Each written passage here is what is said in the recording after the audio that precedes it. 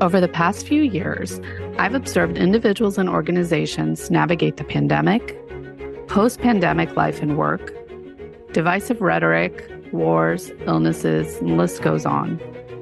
People are stressed out, burned out, fearful, and anxious, and they carry all of this stress and trauma in their minds, in their bodies, and right into work. The primary coping strategy is a common default reaction we all know as compartmentalizing. It's not only expected of people working in service of other humans, but it's celebrated and often worn as a badge of honor. The problem is, compartmentalizing is not a sustainable strategy over the long term. So that leads us to the question, what is? This question is at the heart of what my guest Kristen Cox and I dive into today on this episode of Service Without Sacrifice. We'll be exploring part 2 of my book, Tell Me My Story, Challenging the Narrative of Service Before Self, which is all about the stories we tell ourselves to help us survive the hardships and challenges we encounter in our lives. Kristin is a behavioral health coordinator for the Seattle Fire Department with over 3 decades of experience coaching leadership and designing intervention and prevention programs for various government, nonprofit, and private sector organizations in the Pacific Northwest. She's also a dear friend from whom I've learned a lot. I couldn't have imagined talking about this part of the book with anyone else.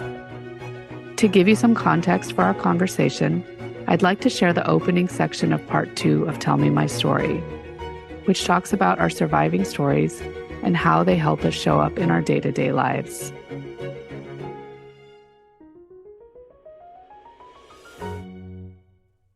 Surviving. Our surviving stories are influenced by the hardships, tragedies, and traumas of our shaping stories and experiences. They're the result of stories we tell ourselves to make meaning of the challenging and painful experiences we encounter as we move through life. When we bump up against thoughts, beliefs, values, and perspectives different from our own, our brain initially views these new perspectives as threats and activates our sympathetic nervous system. Surviving stories are experienced as nervous system reactions, which are designed to keep us safe when we're in danger. The problem is, our brain can't differentiate between real threats and perceived threats, or threats to our bodies versus threats to our identity or ego, meaning that our sympathetic nervous system can stay activated for much longer than it should be. There are a total of 5 nervous system reactions. In addition to fight or flight, there are freeze, fix, and fake. Fight shows up as blame, criticism, judgment, or even violence. All of these can be turned in towards ourselves or out toward others. Flight is about escaping a situation, physically or mentally. This reaction often leads to numbing our feelings and emotions through addictions, and is also the reaction that makes it difficult for us to connect meaningfully with others. Freeze means feeling stuck, unable to make a choice or move forward out of fear. Fix is an intense desire to change ourselves or our circumstances, and comes from a place of feeling unworthy of love and belonging as we are. Fake is a need for control that often pushes people to hide themselves behind a mask of perfectionism and prevents them from showing vulnerability.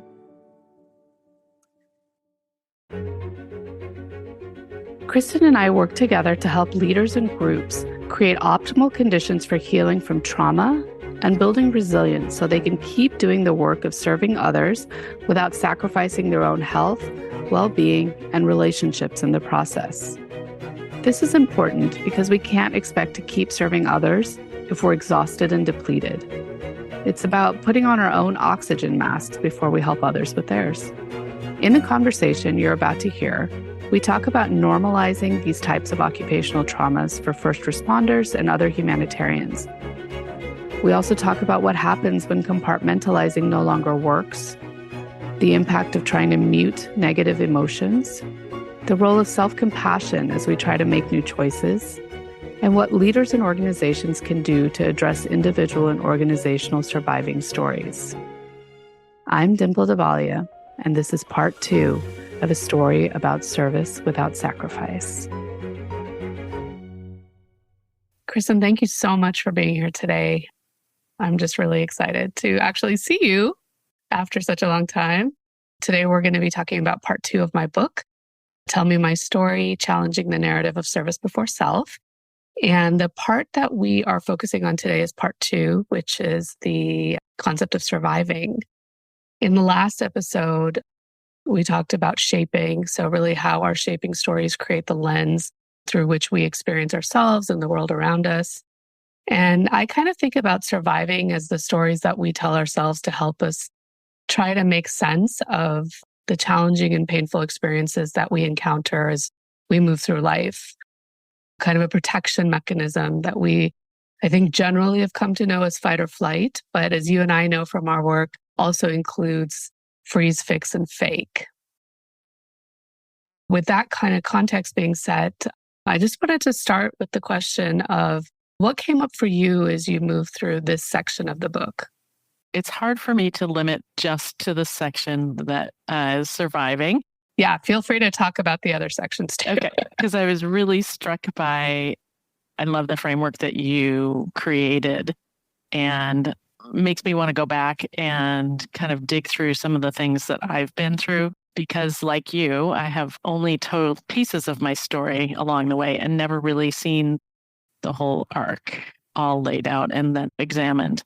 But one of the things that came up for me while I was really focused on the surviving section was all about the first responders that I work with and have worked with for 30 plus years, all of the things that they do to survive that career.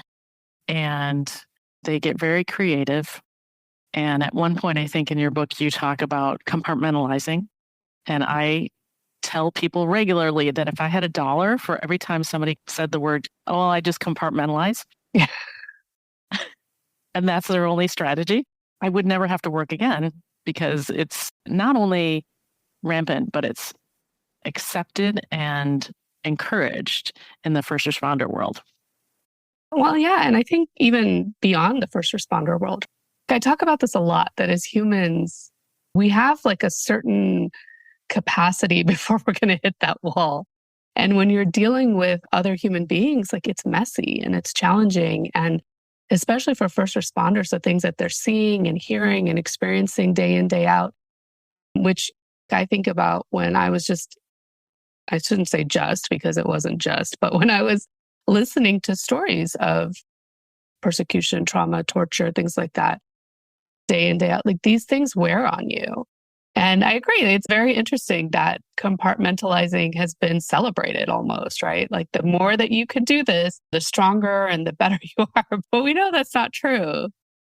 So can you talk a little bit about, well, I guess, first of all, your work with first responders, but also how do you see this kind of compartmentalizing strategy, which is not really a good coping strategy? How do you see it kind of breaking down sometimes for people or not working in the long run? Which is always. Yeah. It never works in the long run. For context, I've spent 30 years working with U.S. Coast Guard and the first responders there. And then also now I work with Seattle Fire Department and the responders here. And along the way, I've done a lot of other work with other agencies that are first responder agencies as well. Law enforcement, search and rescue, things like that. And I'm going to go one step further. We don't just encourage it in our culture. So that's kind of an organizational thing as well. But individually, people take great pride in their ability to compartmentalize, right? It's a kind of a badge of honor and courage. And what I hear and see is that is the strategy for a lot of people. And they don't even consider that it might not eventually serve them until it eventually is not serving them well at all. And how they know that is either their body is doing things that is hitting the panic button for the stress response, similar to what you described in your book about your experience, and they're ignoring it and they're pushing it down. And so the stress response keeps getting more and more intense. And I'm just going to take a little quick pause to do explanation about that I use with first responders all the time that I think is very instructive and people usually get really easily. When I took an advanced trauma training, we talked a little bit about how the stress response essentially keeps speaking to you in terms that you cannot ignore eventually. And I used that with my dog, my beagle, who we got when she was 6 years old. So she had a history that we didn't know about, probably some trauma in there because she was very skittish. And she was super hyper reactive. Anytime anyone came near the house, she would yell at the top of her lungs. And our instinct also, when we first got her, was to just say, shh, Bunny, quit, stop. And then eventually, when you lose your patience, maybe even yell at her. And she would just bark louder and louder and louder and more robustly. After I took that trauma training, I thought, you know what? I wonder if she is trying to tell us something and we are not listening. And that's why she keeps ramping up. So I approached the next time she barked when the Amazon guy showed up in the driveway with, thank you, Bunny. Thanks. Thanks for letting us know. And she looked at me like, you have never listened to me before. Why would you listen to me now? Wow. But she stopped. And eventually, when we did that every single time, she ended up quieting down. And she's actually a much less skittish dog, much happier. Because again, she's like, listen, I'm trying to tell you something, just like your stress response in your body. I'm trying to tell you something and you're not listening, and I'm just going to have to up the ante. What we see with first responders is it shows up outside of work first, right? Because they hold it together at work and then they've got nothing left to be able to cope reliably, and they just have no tolerance left by the time they leave the shift. And anybody they encounter outside of work sometimes pays the price, including their families.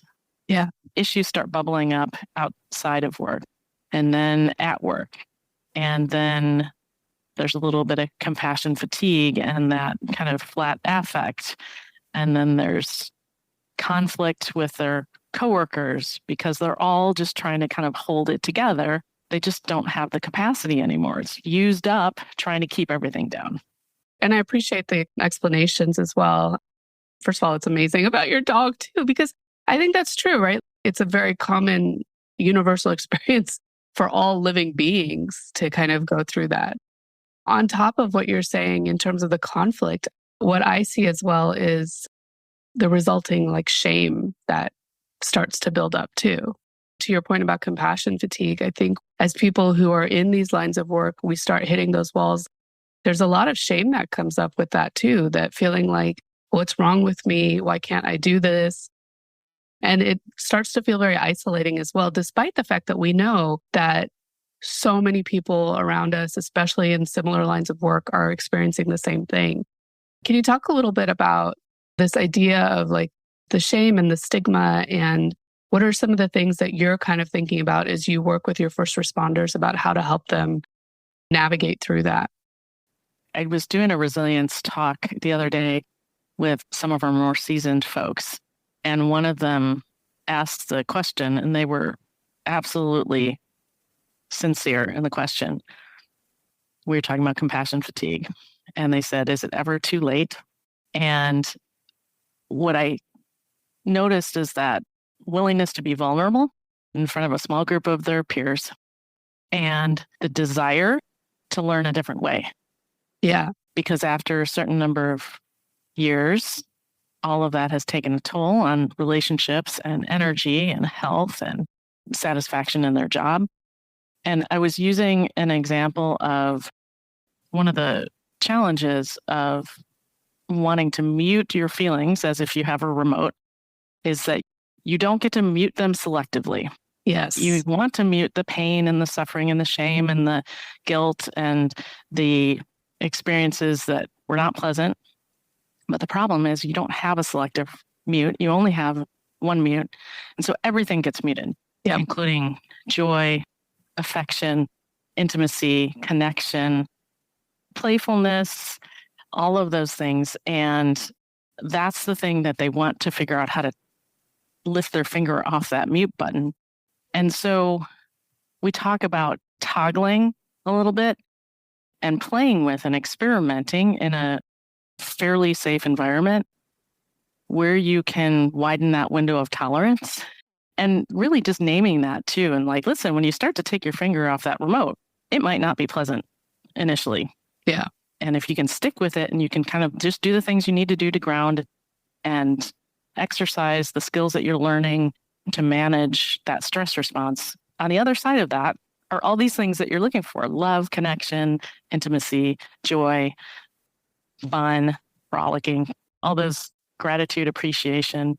Yeah. And I think what I usually add to that also is in taking off, I haven't used that analogy of the pause button, but I love it because it's such a perfect visual reminder, right?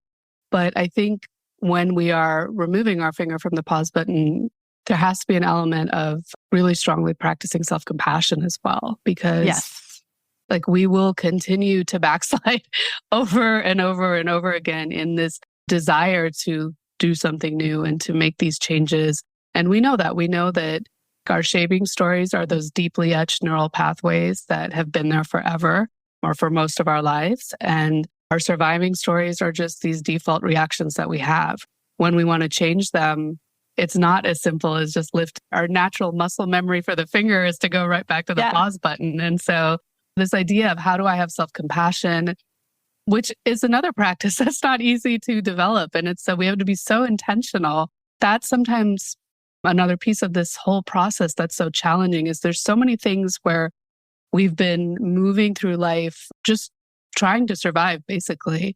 And when we get to that point of starting to cultivate that awareness and noticing like, oh, this doesn't feel so great. Maybe I need to make some changes. The level of intentionality we now have to bring to so many different pieces is a bit exhausting. And so what are some things that, in terms of like how you help people move through that? Because I think that's something that I encounter a lot with people that I serve is just this feeling of like, I don't have time to do all this stuff. I don't have the energy to do all this stuff. Even though I know that, like you said, when I get to the other side of it, it's going to be so much better. But there's this gap between those two places, that I think sometimes is hard to bridge. Yes. What I've had the best success with, I think, is explaining to people that you do this work because you have compassion for people, for humanity, people you don't even know, people who probably you wouldn't necessarily associate with in a regular life. And you have compassion for their situation and their circumstances. And compassion is not just feeling what they feel, but is wanting to alleviate the suffering. And so we talk about what that means. Even just being there, even if you can't do anything, witnessing their suffering is still compassion service. I praise people up one side and down the other for having that expansive compassion. And also, we talk about the realities of the fact that you put your job and everything that you do for other at the top of the list, and then your family, maybe they're the other way around. I don't know. Some people, right? And all the people that are in your professional life and your personal life. And then at the very bottom is you. And a first responder, which is the people that I work with the most, they will always put themselves at the bottom. And I've gotten to the point where I've said, okay, I'm not asking you to put yourself at the top of the list, although that's really where you should be for a whole bunch of reasons. And we talk about those reasons. But I would be happy if you just didn't drop off the list. Yeah. Right? I'm okay as long as you include yourself. Your compassion cannot be complete unless you include yourself in that practice. Yeah. And then I've also gotten a lot of bang for the buck in talking about the research of compassionate service and how that actually improves not just your own well-being, but actually your performance, because that's culturally something that people are more willing to invest in. It feels less selfish than just for their own sake. I really like that. Maybe we can add a link to some of that research in the show note, if that's stuff that you can share. One other thing, in your notice, name, and navigate, I have begun including normalize. So notice what's happening, be able to name it, and then normalize it. Hey, you're human. You've been through a bunch of stuff. Yeah. You've seen a lot of stuff. Yeah. And then you can choose to navigate that. Yeah. I love that. And I think that's the big piece that's like missing. I hear a lot of people talking about, and I do see it, like we're definitely talking more about mental health and nervous system reactions, things like that. But this idea of normalizing is still a bit challenging, especially in the workplace, right? Because Like you talked about the first responders, I use the term humanitarian, but I use that pretty broadly to include first responders. I use it as, anyone who's working to alleviate pain and suffering of others in this world. And so for anyone kind of in that line of work, like this idea of normalizing taking care of ourselves, normalizing the pain and suffering that we have as a result of our work. And on the flip side of this, getting organizations to normalize, like acknowledge and normalize that, hey, these are human beings that work for us. And they are also going to maybe struggle as a result of what they're seeing and how they're working and all these things. And this is, I think, really challenging because a lot of organizations are so focused on profit or productivity, which again, I say this all the time, like I get it. We go to work because there's work that needs to be done. So there has to be metrics. There has to be a way to ensure that work is getting done. However, having said that, I think that it's incredibly short-sighted for organizations not to realize that investing time and money and other resources into protecting the whole person that's working for them. I talk about duty of care in the book, and traditionally duty of care has been kind of limited to our physical safety and security in the workplace. But imagine if we looked at duty of care in this more holistic way, as looking at it as a whole person and recognizing how the work impacts people and then being able to kind of address it in real time. The possibilities for that, what that could do for organizations is really incredible in my mind. Yes. And again, a number of thoughts while you're talking because it's just such rich fodder. I will say one of the things that we've been trying to do is with leaders is bake into the culture some of the skill sets and tools and understanding of what resilient teams look like. Because again, sometimes it's all in how you sell it. Yeah. People aren't necessarily willing, especially even leaders, to say, this is for me, this is good for me, but I want my team to be resilient. And depending on the leader, it's either because they want them to perform really well, or they want them to perform more, or under really desperate conditions they have no control over. They want their teams to be able to show up and be mission ready. And then lots of leaders also want them to actually be whole by the end of the shift or the end of the career. And so what we've been approaching it with is something called leading resilient teams. What does that look like? And the very first rule of that, just like you were discussing in your book, is you have to be able to understand yourself, that whole notice, name, normalize, navigate, so that you can role model it, because it doesn't matter what a leader says, it matters what they do or not do. And people are watching them like hawks. Sometimes I have conversations with other people in this line of work where they feel like they're flinging themselves against a brick wall repeatedly, that organizations just aren't willing to say, oh, great idea. Let's just take that on board. Let's put new policies in place. And so again, it's that doing what you can, being compassionate with yourself, but also the organization, because it takes a while for an individual. I love that poem, Autobiography in 5 chapters. Yeah. The first time you try something, you have an intention, but you don't even notice. And then the next time you have an intention and maybe you try something and it doesn't work. And then the next time you have an intention and it does work. And then the next time, then the next time, and the next time, it didn't work again. It's one step forward, 2 steps back. But that's true with organizations as well. But as long as we keep planting the seeds and connecting with other people doing this work, because that's such a big piece of it, we eventually, I think, tug the string enough that the systems that are in place that are keeping us kind of locked in this culture end up beginning to unravel, and in a good way.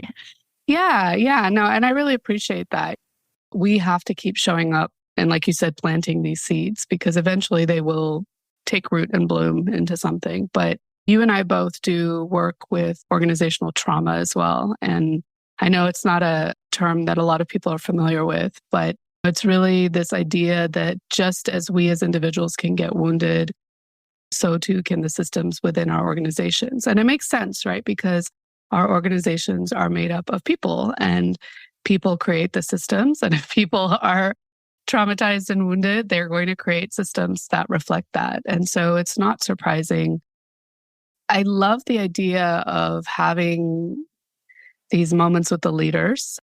You and I had the opportunity when I was with USCIS and I had launched the Daring Leaders Project to do something similar where we were really focused on helping leaders look at themselves first. And it was a very strange concept for people. Yeah. And I remember like when we would do like the end of the day kind of feedback that we would get every day and how the first couple of days people were like, what am I doing here? This is crazy. But that by like midweek, we started to see a shift happening and people were like, oh, okay. The word self-centered has such a negative connotation. And so it's not about being self-centered, but it's about being like self-first in a way, with the idea that if we put ourselves first and are keeping ourselves healthy, that number one, we're modeling that for the people around us, but it also has kind of that trickle down effect for our teams, right? Because if we know how to balance and regulate our nervous systems, we know with mirror neurons, we can help other people do that.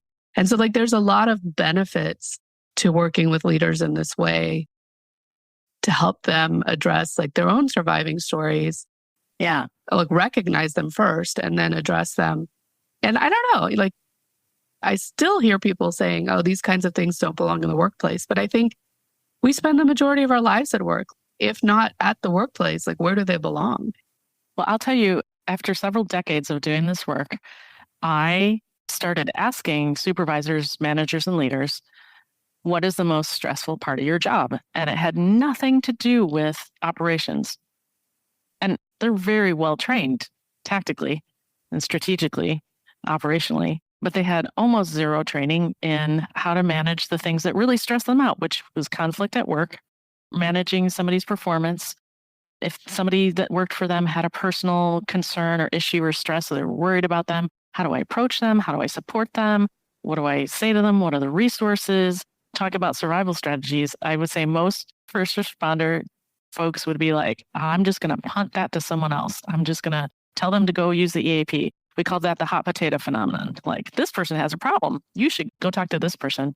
And it caused them the most stress by saying, hey, in order to reduce your own stress and have a more resilient team, wouldn't it be awesome if you had the skill set to have those conversations, to have those challenging relational kinds of trust building, psychological safety environments? What goes into that? Oh, well, one of the things is you need to be able to emotionally regulate yourself. What does that mean? Use that kind of as a jumping off point. If you can feel it, you can heal it. If you can name it, you can tame it. And again, that's true for individuals and teams, but it's also true for an organization. For sure. For sure. It's interesting. One of the biggest surviving issues over the last few years came out of COVID, right? It was interesting to just be watching what organizations were doing at the time because, yeah, to your point, people did not know how to have conversations. And the biggest conversational gap was around grief. We do not, as a society, understand how to support people who are grieving. And a lot of people lost loved ones through COVID. But I say this a lot, that we lost our way of life, how we were used to living life. And that was definitely something to be grieved. And I know in our organization, there was a lot of really higher level leadership doubling down on productivity markers and stuff during that time. And I was thinking, people are trying to figure out how to educate their kids and be stuck in the house. And why aren't we acknowledging the collective grief? Why aren't we acknowledging the very real trauma of going through a global pandemic, which most of us had not been through before? I feel like there's just a lot of missed opportunities that we continue to see popping up. I agree. What the research shows is that in order for people to heal from any kind of high stress or trauma or grief event, it takes a feeling of safety, especially psychological safety. And then also it has to be in context with connection. There has to be some other human or even dog animal to basically co-regulate with. And the pandemic really limited people's options in that arena. What does that mean to create safe places and connections when you can't physically get in the same room, and stretching that? The good news for me is that I think people just became really painfully aware where they didn't feel safe and where they didn't feel like they had connection. I would guess, I don't have any research on this, I'm sure there is though, I would guess that a lot of people were feeling a lot of that prior to the pandemic, and then it just put it in relief. It just really brought it to the surface. And so to me, that's a good thing. I mean, it was painful, but it really focused and highlighted, oh yeah, lots of work to do in this arena. And we need to start talking about it. I agree 100%. And I think that talking about it is the biggest thing. Well, talking about it, but actually taking action, right? I mentioned this in the book, especially in like the government. I had seen a report come out from OPM, which is the Office of Personnel Management. They're kind of the HR arm for the government. And they had created this whole framework to respond to some of the things that came out of the pandemic, which I think that's great. But once again, there was zero mention of workforce health and well-being. So this part is really important to me as I kind of work through this and want to support organizations, is like, I think this is an opportunity right now to start building these kinds of things, looking at how things are impacting the workforce into the cornerstone of everyday policy making and workload assessment, things like that. Because to your point about normalizing, the more that these things become part of the fabric of organizational culture, the less they're going to be like these things that are going to take up a ton of time or anything like that, because it just will become part of the organization. We both have kind of used that analogy about the water that we're swimming in, like the fishes who don't know what water is because they're always in it. This idea of surviving, this idea of being in fight or flight, freeze, fix, fake, this is the water for individuals and for the organizations. And if all of us don't start acknowledging it and start naming it, normalizing it, it will just continue to see the same patterns being repeated over and over again with a lot of unhealthy people. And that's a shame, because I've always said that this type of humanitarian work, first responder work, things like that, it takes a very special personality and a person to do that type of work that can withstand the pain of what you're seeing and experiencing and things like that. And if we don't take care of the people who are doing this work, who's going to then go out and take care of the people who need these services? I will often hear some of the folks who are kind of edging towards retirement in the first responder world commenting on the differences in generations as the new folks are coming in.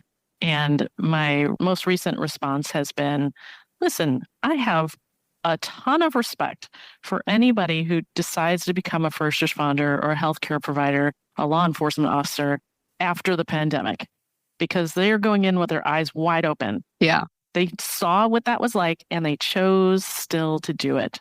Yeah. And I have such respect for that. To your point about what organizations can do, and also the survival mechanisms, the 5Fs, part of the work that we've done so far is when we're getting more focused on naming that. But we have yet, I believe, a ways to go to talk to people about what else they can do, right? So noticing and naming and choosing to navigate, I think part of the next story is giving them healthy options. What does that look like? What is the menu out there? For example, on the organizational front, the Coast Guard did something fantastic during the pandemic. They launched a 1-hour web meeting every Wednesday, and they recorded it. So no matter where you were or when you were able to watch it, you could watch it on, it was called Wellness Wednesday. And they just started having conversations about resilience and grief and loss and anxiety and mental health. And then they started weaving in sleep and all sorts of stuff. And they still are doing it today, every week, Wellness Wednesday, every week. And that is one of the best practices, right? I think that's, is sharing the conversation. So I wish there was a bigger repository for best practices as we're developing them, because I think we don't all have all the answers at the moment. But I think we need to focus, instead of like a moth to a flame, if we tell them what not to do, they will go straight there. If we encourage them to do these other things, maybe there's an option. Experiment with this, see what it's like. Take what works for you as an organization. Where is that repository of information about how to navigate? Yeah, that's a great point. And I think that also taps into our individual sense of agency. If we have multiple options that we can choose, because as human beings, we're all different too. What works for one group isn't necessarily going to work for the other, or what works for one individual isn't necessarily going to work for the other. And so having different options, I agree with you. It would be nice to have more things like that. And this is where I think bringing in the kind of story healing, story circles can be really effective, because similar to what you just described with the Coast Guard, in my previous agency, we started the coffee chats, which were another opportunity for people to kind of get together and talk about different topics, and like grief, like anxiety, or even just random things like, I'm a vegan, here are some of the things that I like to cook or whatever. But it fostered that sense of connection, first of all, and helped to stem that kind of the loneliness that we can feel when we're not feeling connected, and especially when we are in these remote environments now. But it also allowed people to hear what others were doing. And it was that sharing and exchange of ideas. And so I do like that as an intervention, but I agree, like, it would be nice to then capture these things and have them somewhere.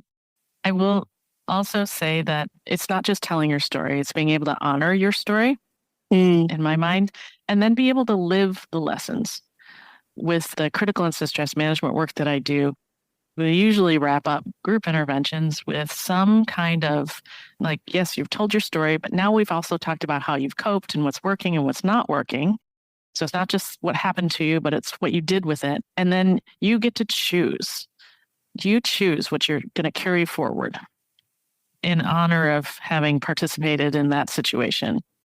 Yeah, that's really beautiful. That's really beautiful. And I think that aspect of ritual is something we need to integrate more as well. So I really love that.